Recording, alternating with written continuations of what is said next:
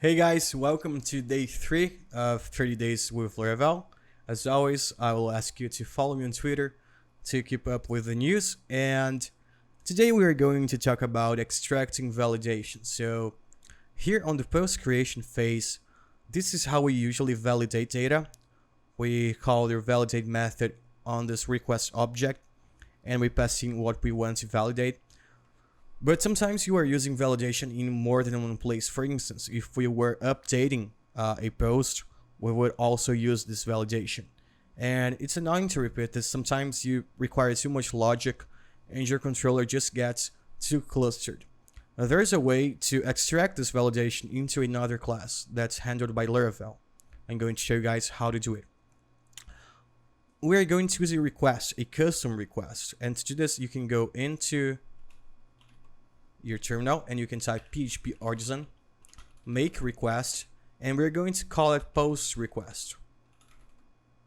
Okay, so if we go into app http requests post request, you can see that we have a request class. So first we have the authorize method to make sure that the user is authorized to make a request. We're going to say true because we don't have any restrictions. And on the rules, we are going to copy and paste this. This is it. We extracted our validation to another place. Now we need to make a couple changes. So first, we are injecting a base request class here. Instead, we need to inject the post request class. Let's import it. I imported it. And I have to change this right here. So we only want the validated data. And in that case, when we instantiate a validator here, calling request validate, it already returns an array with the data that we want. But since we have an object here, we have to call the validated method.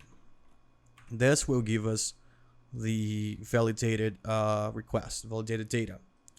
And let's try it out. We don't have validation messages, but if I go here and don't type anything, you can see that it's not working. If I type something here, still not working. Now if I type something in both fields, it works. Now, if you want to customize the messages, when you're working with a controller validator, you usually do request, validate, then you pass your roles on the first array, and then you pass the messages on the second array.